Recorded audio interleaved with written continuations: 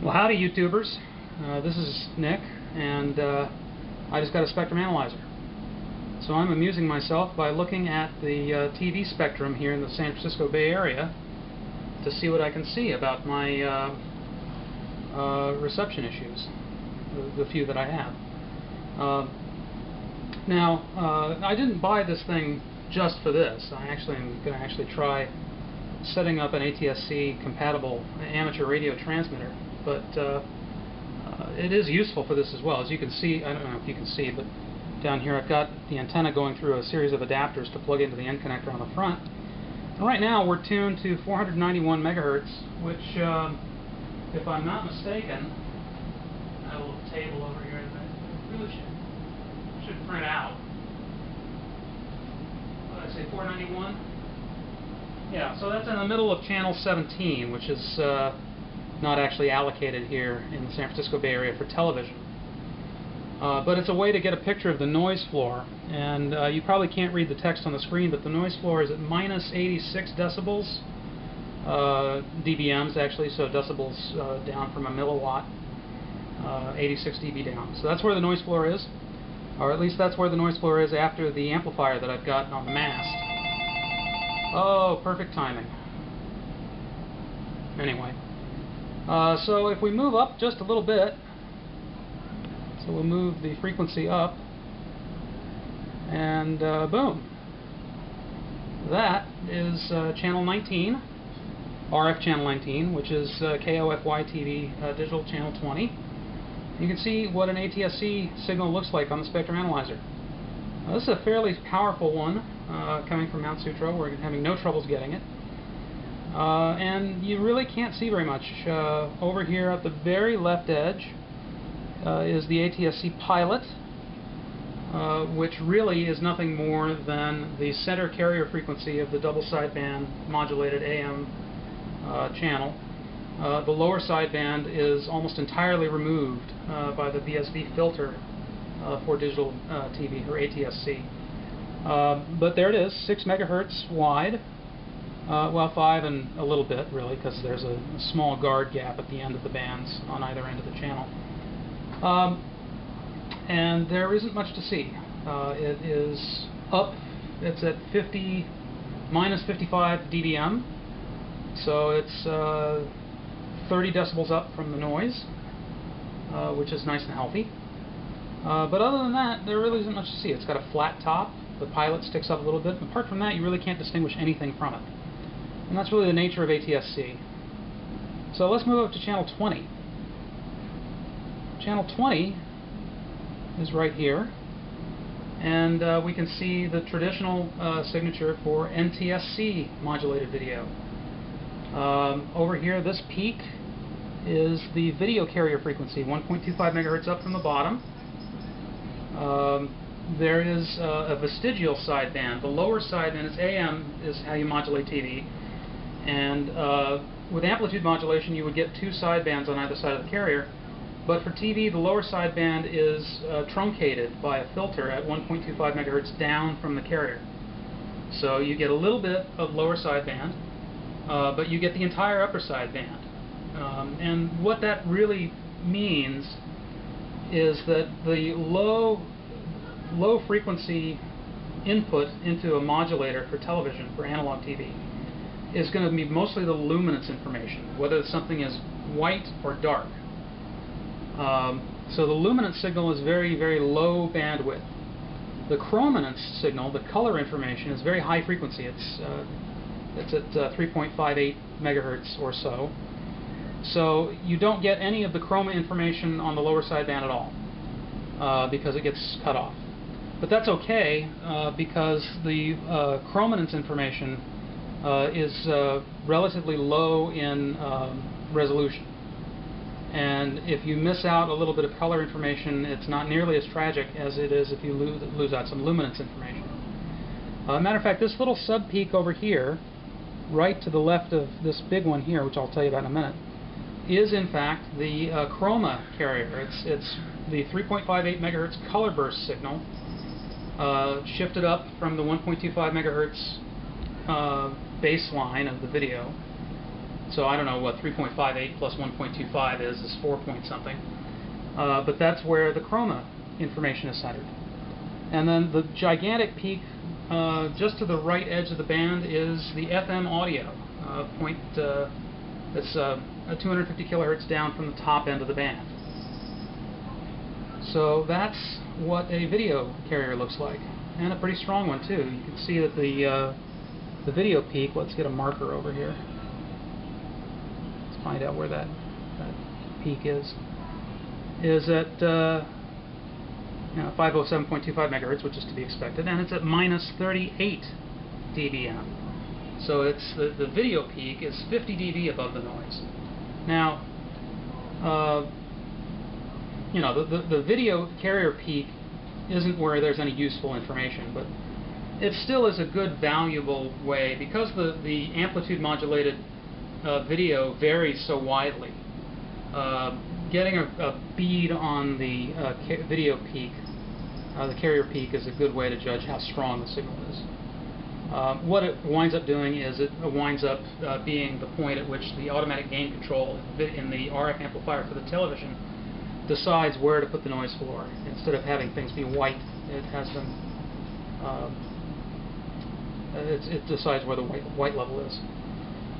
When this peak is down quite a bit, what happens is that white ends up getting noisy because the portion of the usable bandwidth of the RF input stage winds up getting partially filled with noise. And for video, the more negative the signal is going from the input, the higher the amplitude of the modulated output is. It's actually inverse in that way. So white is low in modulated NTSC, and dark is high, and darker than dark, blacker than black. The sync pulses are the very highest possible peak. Alright, so what problems might we have? Well, let's move up a little bit. There's channel 21, that's empty. Here's channel 22. Channel 22, in my neck of the woods, we actually suffer two co-channel radiators that are trying to fight it out. We have KAXT Class A in Santa Clara, which is over in the East Foothills, and KRCB in Rohnert Park. Now I have a highly directional antenna on the roof aimed almost directly at KRCB so that I can pull them in as best I can. And it just about makes their signal equal to KAXT. If you look at it on an analog TV, they pretty much are fighting with each other and nobody wins. But I don't really care about the analog signal. Over here is channel 23, which is KRCB on their digital side. Now that's a big contrast, as you can see, from channel 24, which is KGO. There's channel 24. They're 55 decibels, which means they're 30 dB or so above the noise. Whereas KRCB is at minus 70, well, depending on where you ask, about minus 76. So that's 10 dB above the noise. Not very much. And in fact, KRCB, it's coming in right now, but it glitches every once in a while. So if you want reliable picture, you need more than 10 dB of signal-to-noise ratio in your ATSC signal to get it, it turns out. And there really isn't any other problem on KRCB, it's just a little bit too weak. So let's move up a little bit. Our next port of call,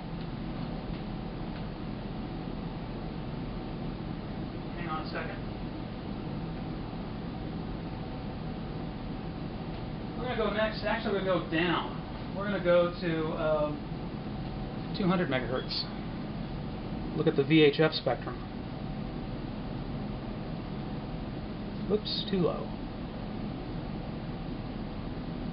Okay, so that's 200 megahertz, and that is channel 11, if I'm not mistaken. Yep, 198 to 204 is going to be channel 11, which makes sense because there's channel 12, which is that ATSC signal right there, and it's coming in pretty good. There's a kind of an odd slope to it, but at its minimum, it's still, you know, 15 dB above the noise or so, maybe 10. So that's doing okay, although it might be a little bit marginal. But we don't have any trouble picking up channel 11 for the most part. 10 and then 9 is going to be down here. Is that channel 9? Yeah, 188. No, yeah, that's channel 9. Channel 9 is there. That's a little bit weak. What's going on here is that my VHF antenna is pointed at Fremont Peak, so that I can pick up KSBW and KCBA digital whenever I can. And we'll get to that in a second. But it does have some impact on channel 9. As you can see, they're just a little bit weaker than they really ought to be. Certainly compared to channel 11, I'm kind of surprised that they're that weak. Channel 8 is the next one down, and they're not very strong either, surprisingly, compared to channel 7, which is quite strong. So channel 7 is this block right here. That's their video and that's their audio. There's KSBW's video and audio, and there's KQED video and audio. So here's channel 10. Channel 10, we get co-channel interference from KXTV in Sacramento, and you can just make that out. That peak there, that is depending on the frequency, that could be KSBW's Atsc Pilot carrier, or it could be KXTV's video carrier frequency. And the way you find out is you look at what the actual frequency of that peak is, and it's 193.23 megahertz. So that clearly is KXTV's video peak. So if their video peak is coming in and KSBW is in the noise, they ain't coming in today. So if we go over here, there's KNTV, channel 12. Here's channel 13, KCBA, or KOVR, depending on your point of view. And that peak there is, that's clearly KOVR, because that also is 211.25 megahertz. So that's a video carrier frequency. So that again, that's why KCBA is not coming in today. There's just too much video interference from KOVR in this case.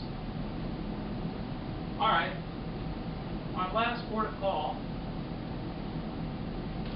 is going to be channels 56 and 57. You know, the two mystery channels that give me trouble for some reason are Fox on KTVU and KRON. So we're going to go to 723 megahertz. A little bit more. Oops, too much.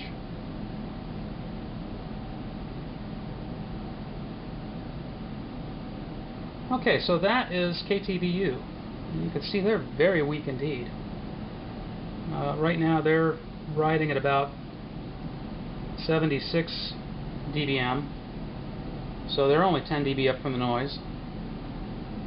And here's KRON, and they're right in the thick of it. That is in the noise. So I'll look, but I doubt that KRON is actually coming in right now. And KTVU is probably marginal. Let's take a look.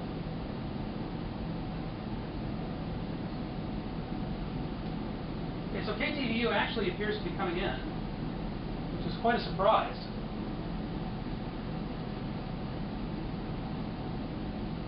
And KRON, nothing.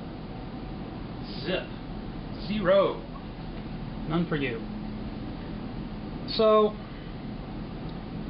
this may be an artifact of the fact that I have my antenna optimized right now for KRCB, which means it's a little bit to the right of Sutro. I could wait until February. There's really nothing on KRON that I like to watch anyway. But KTVU would be kind of a bummer to lose that. And it pops out every once in a while, though it's doing better than KRON. So that's a nice little tour. It's a 15-minute video. It's a good place to stop.